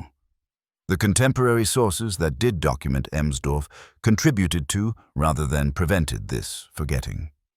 The official dispatches, while laudatory, were dry and factual, focused on numbers and movements rather than the human drama that makes history compelling. The newspaper accounts were more colorful but also more ephemeral, yesterday's news forgotten when today's dispatches arrived. There was no Emsdorf equivalent of William Napier's Peninsular War history, no literary treatment that might have fixed the battle in popular imagination. Without a compelling narrative account, without a skilled writer to transform the military facts into gripping literature, the battle remained a dry entry in regimental histories and campaign chronologies, acknowledged by specialists, unknown to general readers. The irony is that Emsdorf possessed all the elements that should have made it memorable. A daring night march, a dawn surprise attack, complete tactical victory, capture of treasure, minimal friendly casualties, a colorful and generous commander beloved by his troops. In other circumstances, with different priorities among historians and different patterns of commemoration, this could have become one of the great celebrated battles of British military history. That it did not speaks to the contingent nature of historical memory, the way that what we remember is shaped by factors often unrelated to the actual importance or drama of events themselves. There remains the question of what modern audiences can learn from Emsdorf, Why a battle fought 265 years ago in a war most people cannot even name deserves our attention today. The military lessons are straightforward and timeless. Intelligence matters. Granby's victory began with accurate information about enemy dispositions and movements. Speed and surprise matter. The French convoy never had a chance to prepare effective resistance because the Allied attack came too swiftly. Coordination matters. The integration of cavalry and light infantry, the choreographed sequence of attacks that gave the French no breathing space, demonstrated what combined arms could achieve when properly employed. Leadership matters. Granby's personal courage and tactical skill inspired his troops and ensured that the plan was executed as intended. These principles remain as valid today as they were in 1760, relevant to any military force in any era. But there are also broader lessons about how we remember and forget, about what achievements we choose to celebrate and which we allow to slip into obscurity. Granby executed a perfect tactical victory, cared for his soldiers, demonstrated both martial prowess and humanitarian concern, and yet largely forgotten except for pub signs that most people passing them do not understand. This says something about how we value different kinds of achievement, about the narratives we prefer, about the competition for limited space in collective memory. It raises questions about what else we have forgotten. What other achievements have faded not because they were unimportant, but because they did not fit preferred narratives, or because no skilled advocate kept their memory alive. There is also something poignant about forgotten excellence, about achievements that deserved better than obscurity. Granby and the soldiers who fought at Emsdorf did everything asked of them, executed their mission with precision and skill, achieved complete success. They earned glory and remembrance through their accomplishment. That history has largely forgotten their achievement is not a judgment on them, but rather a reminder of how fragile historical memory is, how easily excellence can be overlooked, how much depends on factors beyond simply achieving success. The soldiers who charged down those hillsides at dawn on July 16, 1760, who fought, and some of whom died in that brief, violent action, deserved better than the obscurity that ultimately claimed their battle. Yet perhaps there is also something fitting about the form that Granby's memory has taken. The hundreds of Marquis of Granby pubs scattered across Britain represent a different kind of memorial than statues or monuments or chapters in history books. They represent the practical impact of his generosity, the way his care for his soldiers translated into tangible benefit for those men and their families. A veteran setting up a pub with Granby's financial help, naming it after his benefactor, created something more lasting and more useful than historical fame. A business, a livelihood, a gathering place for a community. Those pubs continued serving their communities long after the circumstances of their naming had been forgotten, continued providing value, independent of anyone remembering why so many pubs bore that particular name. Perhaps that is a more appropriate memorial than historical renown. Not celebration of military achievement, but recognition of humanitarian concern, not fame based on destroying enemies, but acknowledgement of caring for one's own people. Still, the tactical achievement at Emsdorf deserves recognition independent of Granby's later charity. This was military art of the highest order, the kind of flawless execution that military professionals study because it demonstrates what is possible when all elements align. Good intelligence, sound planning, decisive leadership, disciplined execution, and perhaps that element of fortune that always attends military operations, however well planned. The fact that we have largely forgotten this masterpiece does not diminish its excellence. The thousands of words in specialist military histories, the careful studies by scholars who appreciate tactical proficiency, preserve the record, even if broader public consciousness has moved on, and perhaps that is sufficient. Not every achievement requires popular remembrance to be valuable. Not every excellence needs to be celebrated by mass audiences to be real. Granby and his soldiers knew what they had accomplished that July day. Their commanders recognized the achievement. The tactical lessons were documented and studied by military professionals who valued such things. The victory contributed, however, incrementally to the war's outcome. The captured supplies helped Allied forces and hurt French ones. The prisoners and casualties reduced French combat power. The psychological impact affected both sides' calculations and decisions. All of this was real and consequential, regardless of whether the battle became famous or faded into obscurity. Yet, as someone telling this story now, attempting to rescue Emsdorf from the obscurity it has inhabited for more than 2 centuries, one cannot help but feel that justice demands broader recognition. This was too perfect, too complete, too brilliantly executed to remain the province only of specialist military historians. The story of that night march through darkness, that dawn attack, that systematic destruction of an enemy force, that capture of treasure and colors and prisoners, all of it executed with minimal friendly casualties and perfect tactical coordination, deserves to be part of the broader historical consciousness. Granby deserves to be remembered not just for the pub signs, but for the military genius those pub signs indirectly commemorate. The Battle of Emsdorf stands as testament to a fundamental truth about warfare, that excellence in execution, perfect application of timeless principles, decisive leadership and disciplined troops can achieve results that seem almost too complete to be real.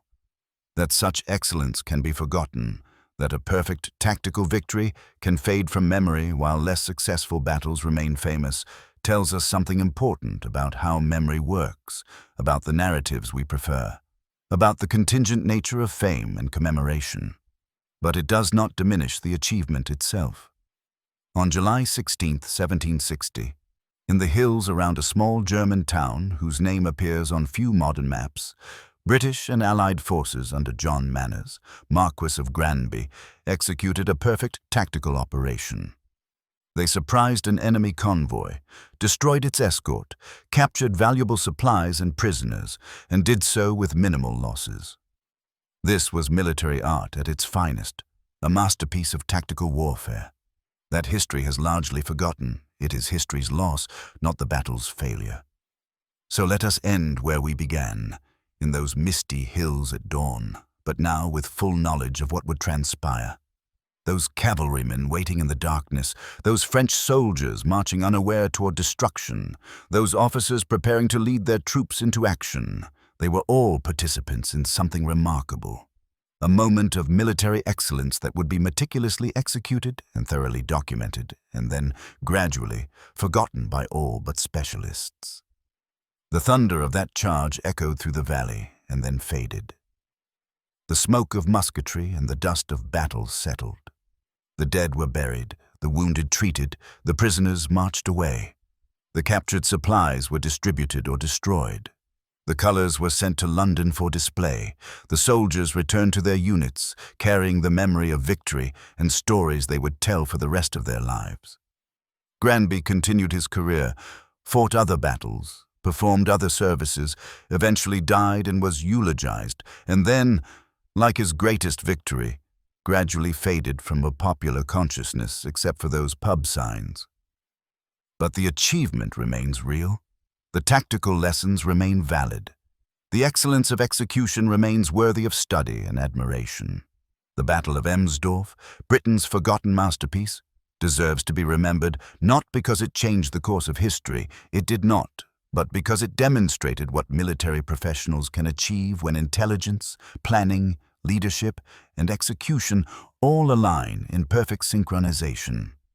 It deserves to be remembered because the men who fought there, who risked their lives in service of their nations and their cause, deserve to have their achievement recognized. It deserves to be remembered because excellence, even when it fails to achieve lasting fame, remains excellence, and we do ourselves a disservice when we forget to honor it. The next time you pass a Marquis of Granby pub, pause for a moment and remember why it bears that name. Remember the general who cared enough about his soldiers to help them after their service ended. But also remember the commander who, on a misty July morning 265 years ago, executed a perfect tactical victory in a small corner of Germany during a war that convulsed Europe and transformed global power relationships. Remember the Battle of Emsdorf, that forgotten masterpiece, and in remembering, restore to John Manners, Marquis of Granby, and to the soldiers who served under him that day, some small portion of the recognition their achievement deserved. They earned glory through their excellence. That history has been careless with their fame is no reflection on them, but it remains a debt unpaid. Let this account be partial payment on that debt, an attempt to ensure that this masterpiece, this perfect tactical victory, is not quite so forgotten anymore. The soldiers who charged at Emsdorf deserve no less. The excellence they demonstrated that day demands no less. And we, as inheritors of the history they helped create, owe them no less than honest remembrance of their forgotten triumph.